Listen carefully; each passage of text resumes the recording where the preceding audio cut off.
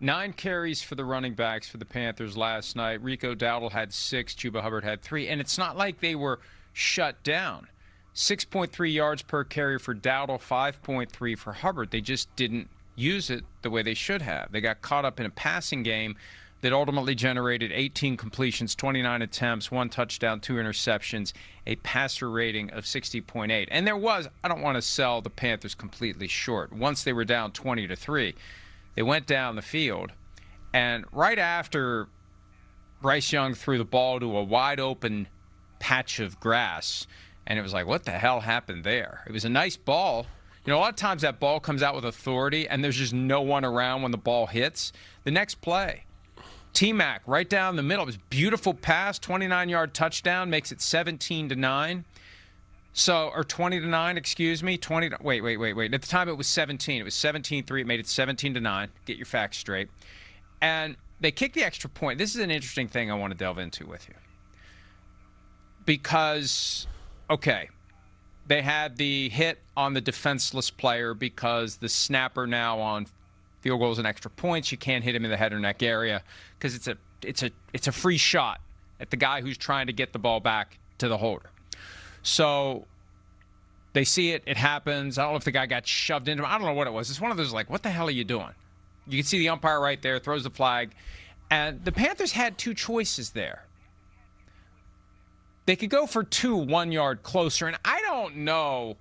Like, you're still dealing with a 10-yard end zone. I don't know that moving from the 2 to the 1, unless you've got, Walter Payton who's going to vault over the top, if you're going to throw it, 2 versus 1 doesn't make a damn bit of difference. And they threw it, and it was incomplete.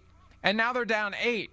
But, Devin, there's another choice now, and I don't think this gets talked about strategically as much as it should. Maybe inside the teams they're talking about it. But the way it works, and I think it's happened once or twice this year with this new kickoff, okay, if you get an unnecessary roughness, a 15-yard penalty on the try, it gets enforced. One of your options is on the kickoff. Well, on the surface, it doesn't matter because, the electric football guy, the whole thing where everyone's frozen in place in the landing zone and all that, it doesn't change because there's a 15-yard penalty. Everybody's still in the same spot. The landing zone is the same. Nothing changed. You know that play that the commander-in-chief loves where nobody's moving and the ball's in the air and, it's dramatically increased the number of kickoffs this year. Never mind that. The idea that everyone's frozen in place while the ball's coming in, some don't like it. Many are saying they don't like it. Here's the difference. When you kick off from the 50, you can kick it out of bounds, and then what happens? Kick it deliberately out of bounds, the other team gets the ball at the 25. You take off the table the long return. You take off the table the 35. You take off the table the possibility of the 40 if you're short of the landing zone or if you accidentally kick it out of bounds.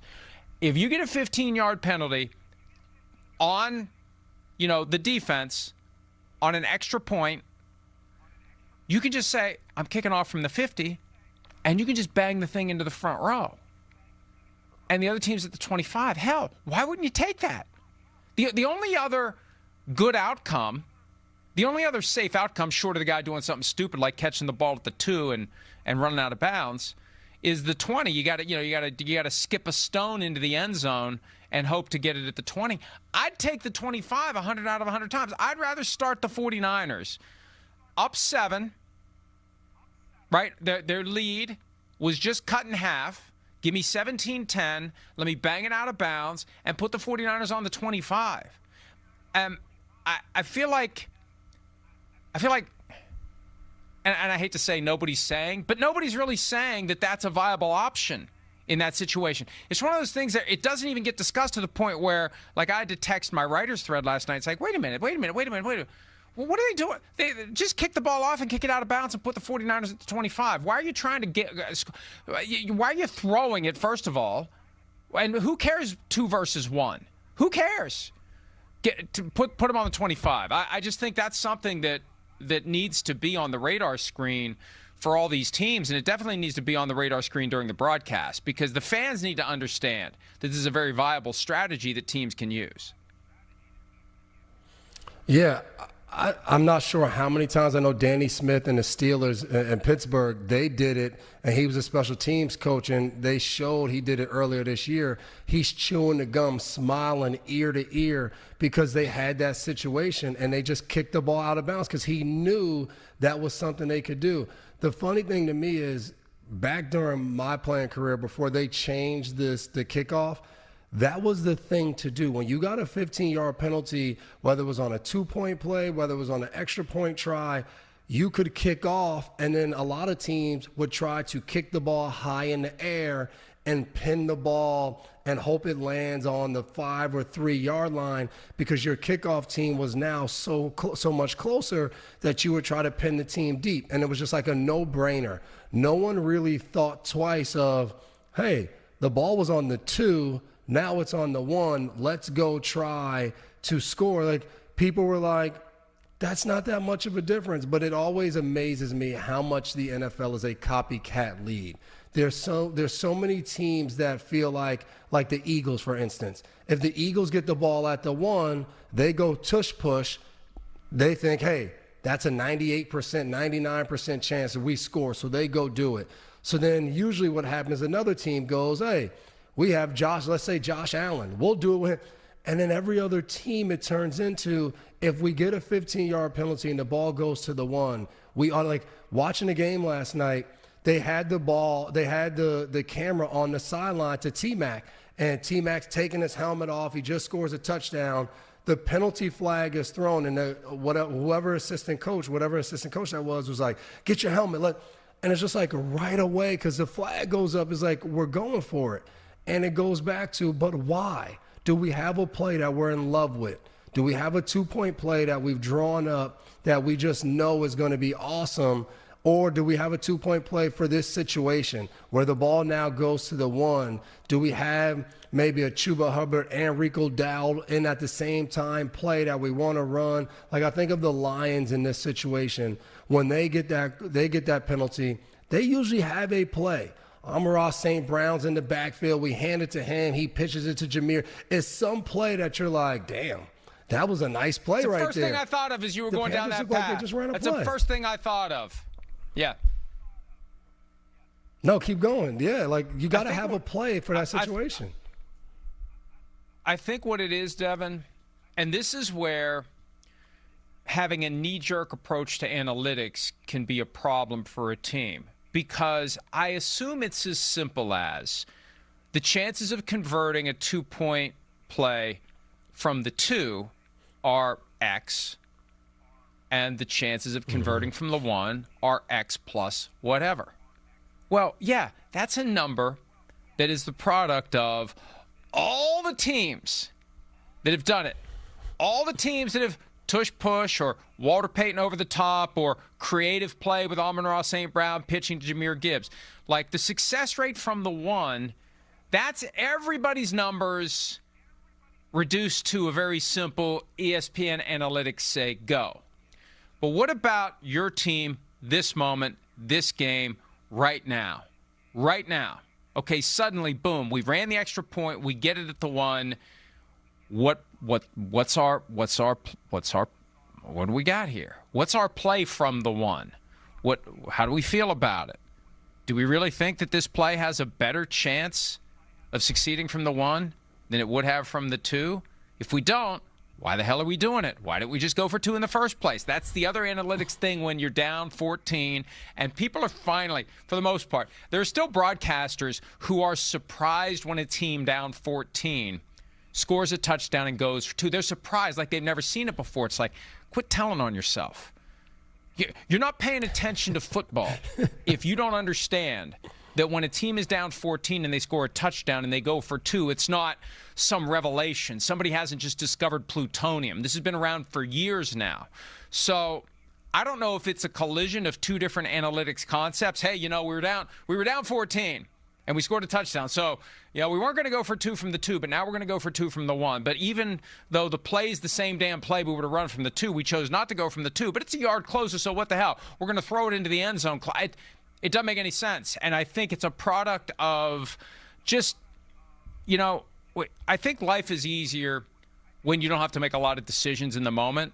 And this is just a decision we didn't have to make in the moment. It's just a knee-jerk. Oh, hey, ho. They hit the center.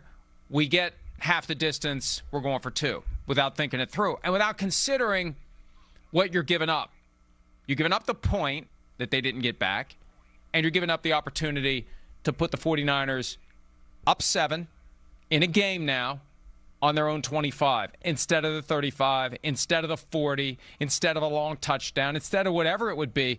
Put them on the 25, and let's see if Brock Purdy can avoid throwing a 4th interception.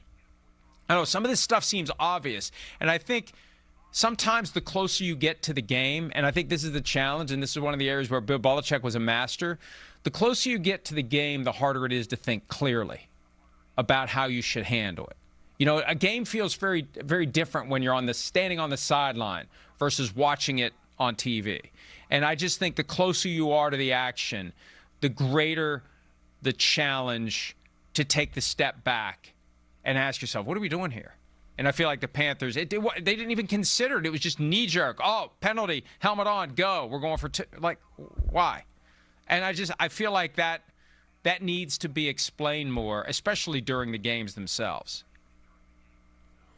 Yeah, and as you were talking, I was like, you know what? Let me go back and pull up this 2-point play. And what they did was they brought in the rookie Jimmy Horn Jr. to put him in the backfield next to Chuba Hubbard in the backfield. He was on one side, and they ran him to the flat with T-Mac. And honestly, when you watch the play, it looks like Bryce Young has a chance to fire the ball in there, see if he catches it and can turn the corner. But what I will say as a former defensive back, when you see the receiver in the backfield and another receiver to his side out wide, but a little tight split, you're thinking, okay, he's going to pick and he's going to go to the flat. And the 49ers reacted. It wasn't a perfect reaction, but it was enough reaction for Bryce Young when he looked out there. It wasn't clear. It wasn't like clear and obvious, throw the ball out there, easy 2-point conversion.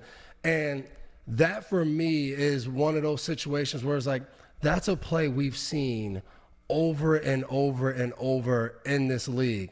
So now it turns into, when you draw that up, how good do you feel about your offense and Bryce Young and the way you've played all day to say, we would rather lean on getting this 2-point conversion converted with our offense, or would we rather, having watched our defense play today, say what you just said, pin them on the 25-yard line, make them go 75 yards to score, and see, hey, they're not turning the ball over, but they are turning the ball over. Your defense is playing at a high clip. And I laugh because Jason Garrett always says when a defensive head coach does something, whether it's Mike Vrabel not, taking advantage of the first down call in Tampa Bay and kind of taking a knee, he's like, that's a defense. That, to me, right there, was an offensive head coach who says, I would rather be able to draw up the play and try to score rather than lean on my defense. And for me, there's no right or wrong. Only thing is we're going to go off the result. And for right there, Carolina, you're not wrong for necessarily going for it. But if it doesn't work, I just don't like it right there, because to me, lean on the side of the ball that's playing better. Your defense has created 3 takeaways in the game. Let them go play. Let's see if they can create another takeaway. Let's see if you get a negative play on first down and now they're behind the chains. I just think that would have been a way better decision for them in that moment to try to walk away with a win. Hi, it's Mike Florio. Thanks for watching PFT on YouTube. Hit subscribe for the latest news and analysis from Pro Football Talk.